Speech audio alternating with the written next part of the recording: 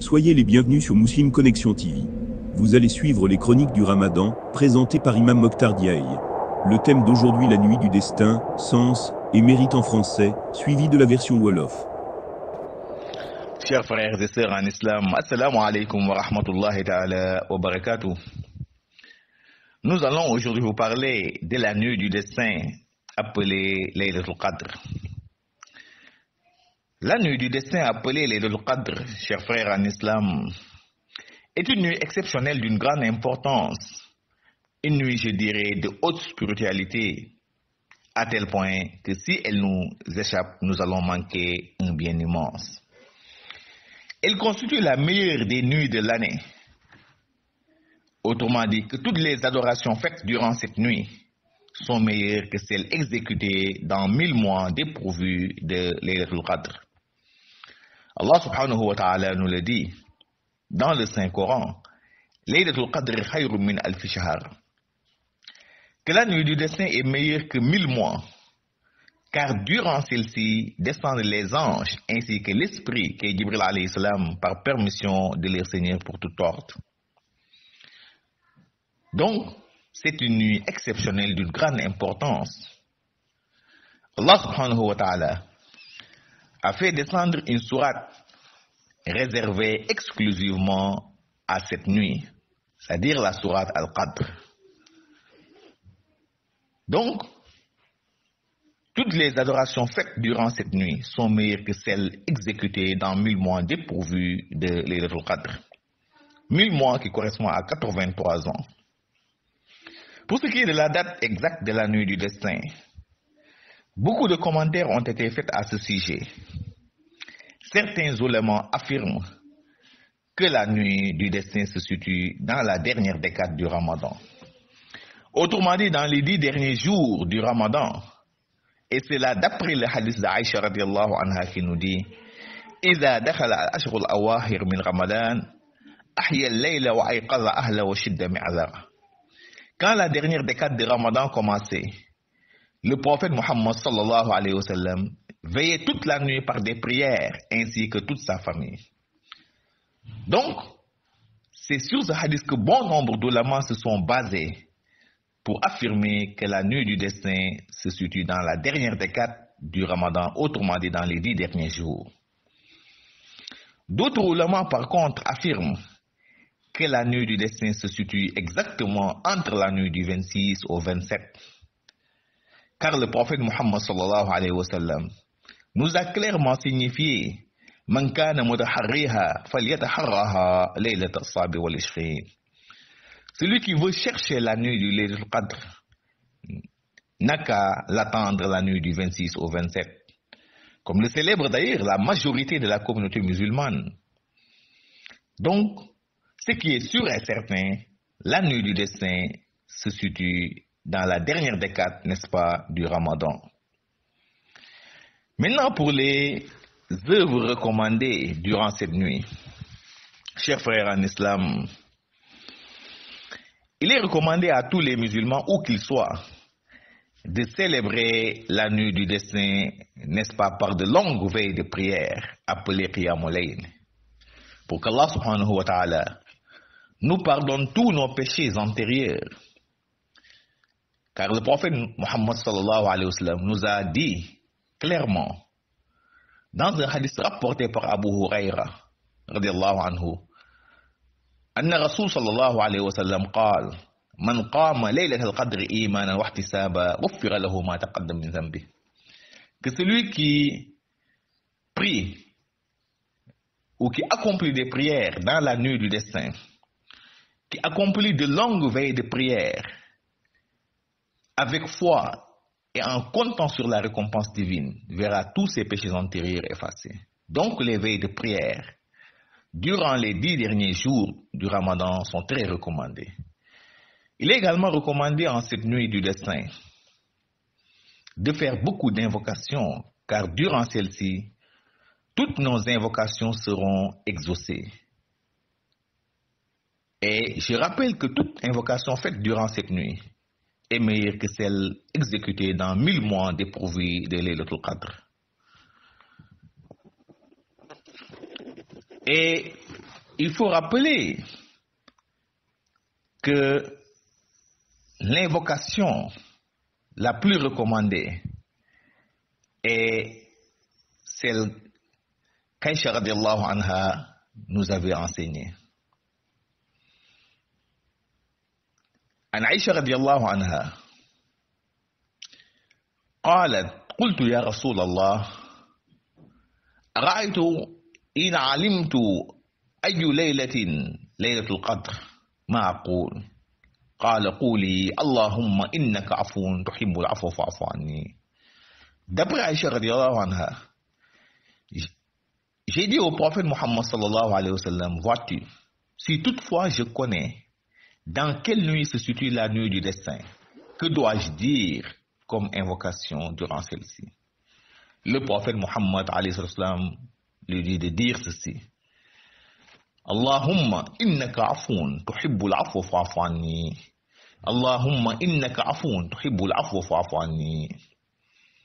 Ô Seigneur, tu es certes celui qui pardonne sans cesse, et tu aimes le pardon, alors pardonne-moi. Donc c'est la meilleure des invocations pour la nuit, bien entendu, du destin. Il est recommandé également de lire le Saint-Coran. N'oubliez pas que le Saint-Coran a été révélé dans le mois de Ramadan, plus particulièrement dans la nuit du destin. Donc il est recommandé de lire le Coran vu le mérite que cela présente. Il est également recommandé de faire l'aumône, car la meilleure des aumônes est celle accomplie durant le Ramadan. Afdalu sadaqatin sadaqatun fi Ramadan. Que la meilleure aumône est celle accomplie, n'est-ce pas, durant le mois de Ramadan.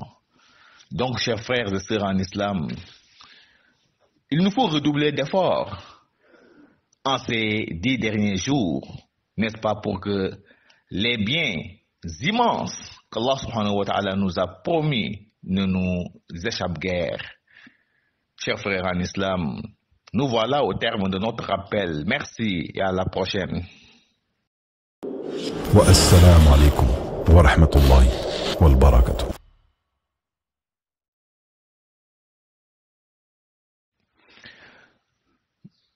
mbokk yi asalaamaaleykum wa rahmatullahi taala wa barakaatu.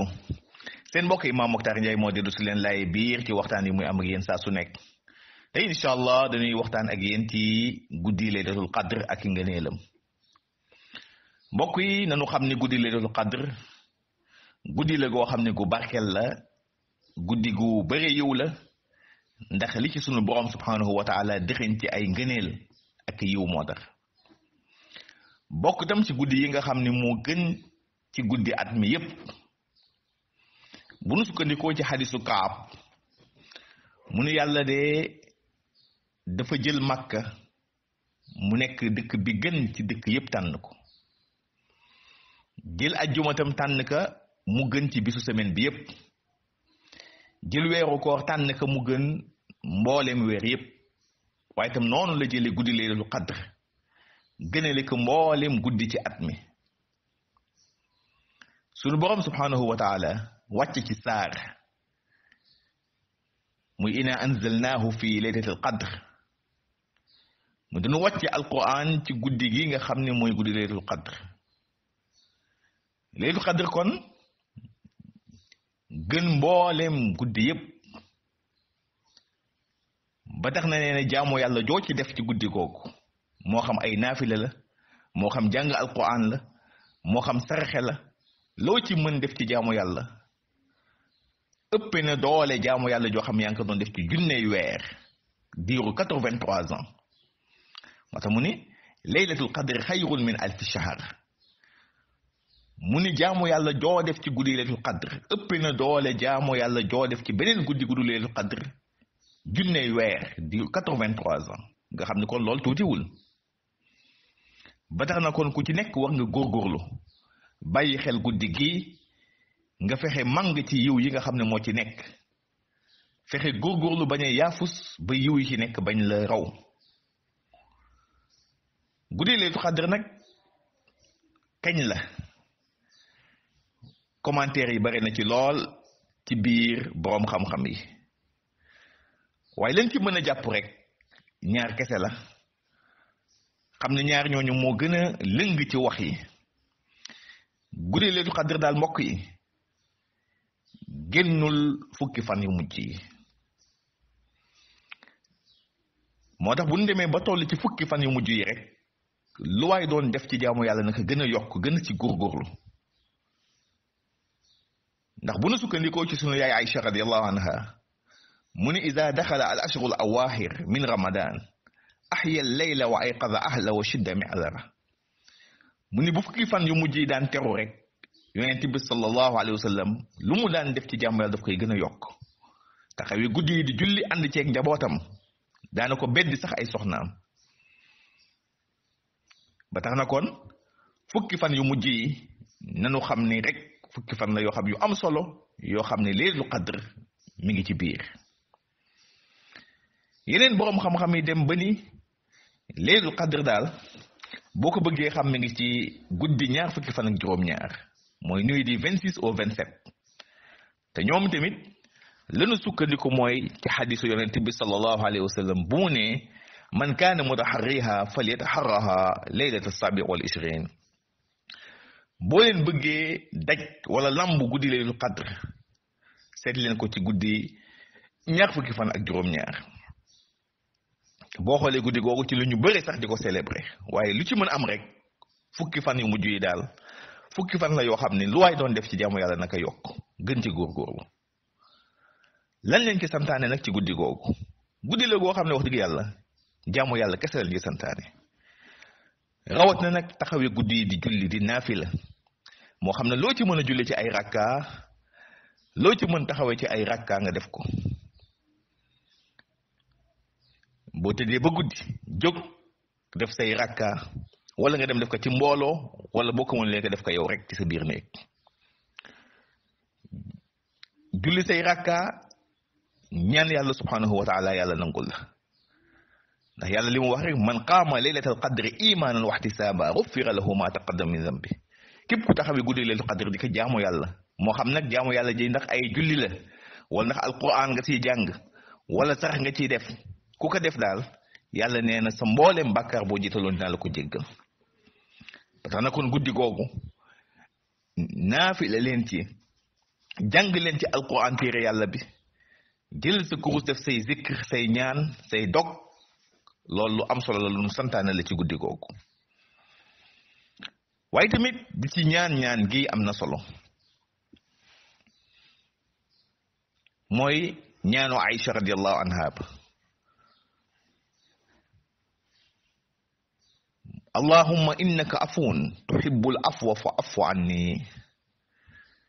allahumma innaka afuun tuhibbul afwa fa'fu anni yàlla yow yaay boroom jéggal te bëgg nga sa jaam buy jéggalu saa su nekk ci yow kon ñaan nag ma jéggal muy ñaan goo xam ne wax dëgg yàlla moom la ñu santaane ci